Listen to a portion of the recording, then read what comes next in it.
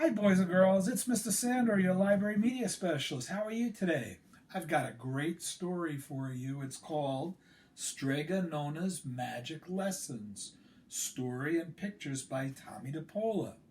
This story takes place in a little village in Italy. And I'm going to do my best imitation of someone who comes from Italy. Let's start. Strega Nona's Magic Lessons. Bambolona, the baker's daughter, was angry. Every day, summer, fall, winter, and spring, she had to get up before the sun to bake the bread. Then, piling the loaves on her head, she went to deliver them. But her work wasn't finished. But her rushing back to the bakery, she had to mix the flour and salt and water and yeast and set the dough to rise for tomorrow's bread. Don't forget, her father, the baker would say, to make the cookies and bake the cakes. And remember, Bambolona, to clean up everything, spick and span. I'm going to see my friends. And off he would go to sit all day in the square of the little town in Calabria. One day, Bambolona said, Papa, there's too much work to do. I need some help. And get up earlier, her father said. But I get up now before the sun, said Bambolona. And I'm the last one in town to get to bed. That's the way things are, her father said, as he went out the door on his way to the square. And don't forget, he called back, you have a wedding cake to bake. That did it. Bambolona dusted the flour from her hands and took off her apron. I'm going to change the way the things are, she said. I'll go see Strega Nona. She's so wise. She'll help me. I think I know how to help you, Strega Nona said after hearing Bambolona's sad tale. So many people come to me with their troubles. I could certainly use some help. Why not stay with me and I will teach you the magic? Oh, Strega Nona, said Bambolona, thank you. We'll start today, said Strega Nona. Now, Big Anthony, who worked around the house and in the garden for Strega Nona, was listening. He was always listening to what other people were talking about instead of working. Strega Nona, he shouted, running into the house. Me too! Me too! Teach me your magic too! Oh, Anthony, Strega Nona said with a smile, I cannot do that. Why don't you go and milk the goat? Now, Big Anthony was the one who was angry. I'll show Strega Nona, he muttered. I'll just go and work for the baker now that Bambolona has left. Down the hill, Big Anthony ran. The baker hired him on the spot. The first thing you do is mix the dough, the baker told Big Anthony. Put in this much flour, and this much salt, and this much water, and this much yeast. He looked hard at Big Anthony's smiling face. Do you understand? The yeast makes the dough rise. Now mix it right away, and by the time I get back at 6 o'clock, the dough will be ready to make into loaves. Si, senor. Yes, sir, Big Anthony said. The baker walked out the door and toward the square. I'll just look at everything first, said Big Anthony, poking around. Cookies? He ate one, then another. Cakes? He ate one, then another. Big Anthony ate them all. In fact, he was still eating when the clock in the square struck 4. Mamma mia, said Big Anthony. I forgot to mix the dough. It won't rise in time. I know. The yeast makes the dough rise.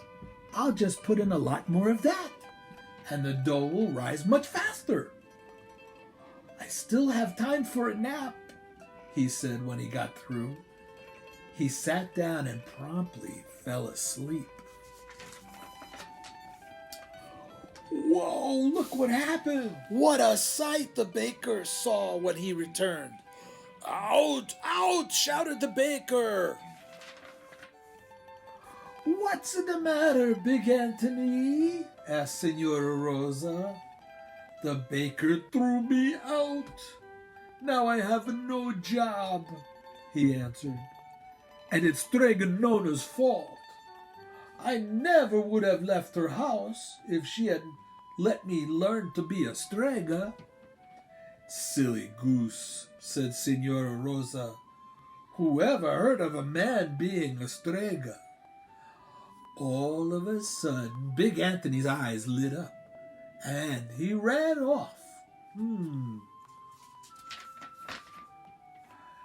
To cure a headache, you must first fill the bowl with water, Strega Nona was telling Bambolona. Next, you add a few drops of olive oil, and then you say these magic words. Suddenly, a knock came to the door. Oh, Strega Nona, said a tall girl standing there. All my life I've wanted to learn your magic. Will you teach me, please? Santa Cielo, dear me, said Strega Nona. What is your name, my girl? Antonia, said the girl. Why do you want to learn my magic, Antonia? Strega Nona asked. Oh, so that I can help people, said Antonia. Ever since I was a little girl, I wanted to become a Strega. Ah, in that case, said Strega Nona, come right in. This is Bambolona. She is learning my magic too. Bambolona stared at Antonia and then at Strega Nona. How nice. To two girls to teach, Strega Nona said. She smiled at Bambolona and then she began. To learn magic and practice it well, she said, you must learn to see and not to see. You must learn to remember and to forget. To be still and to be busy. But mostly you must be faithful to your work. Do you understand, my dears? Si, yes, Strega Nona, said Bambolona. No, said Antonio. When are we going to learn how to do the magic things? In time, Strega Nona said.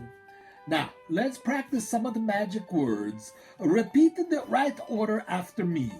Soon Bambolona said all of them by heart.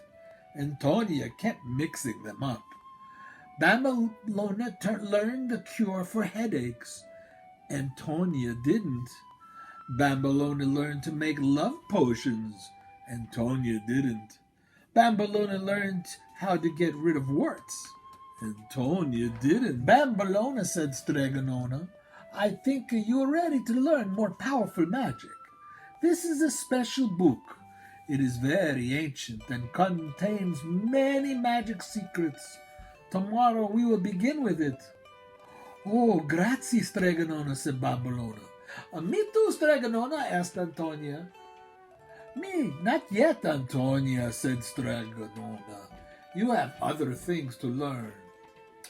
That night, while everybody slept, Antonia crept into Strega Nona's house. Bambolona thinks she is so smart, said Antonia. I'll just read that book tonight.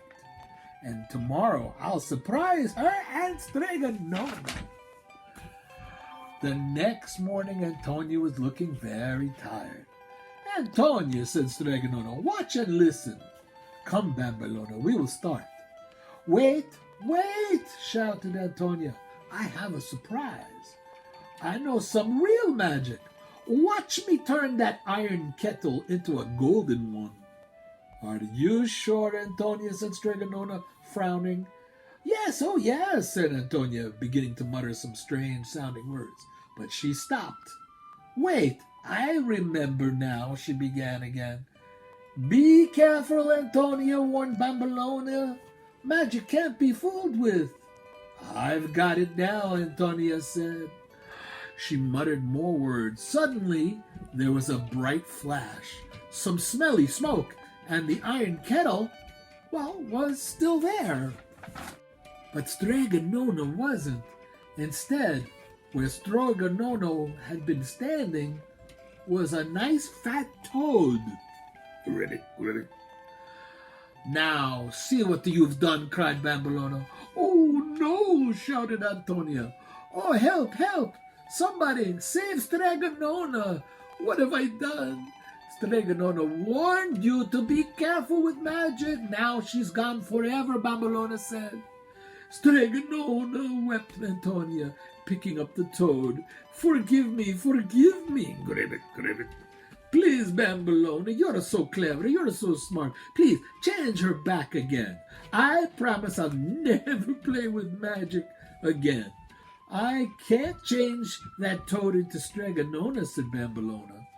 But I can change Antonia into Big Anthony.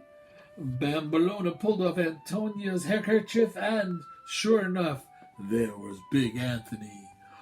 Oh, I'll never learn how, Big Anthony. I'll never learn. Oh, Strega Nona, what have I done to you?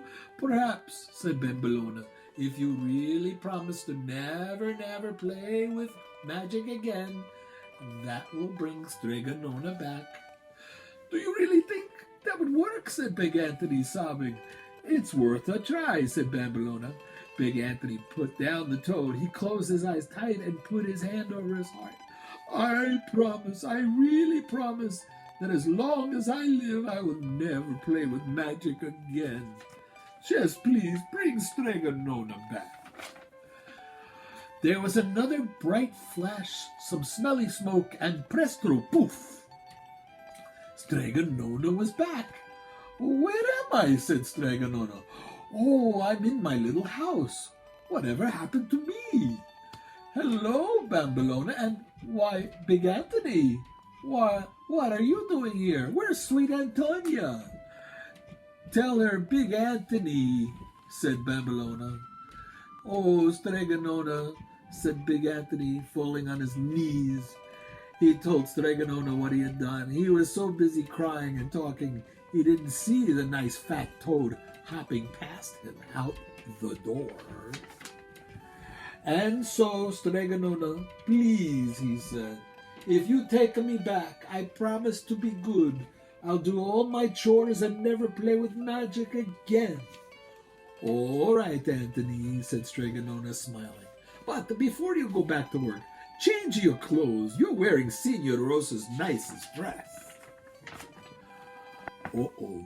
The end. What did you think of that story? Was that a great story? Maybe one day soon I'll read another book for you. Take care. Stay healthy. Be safe.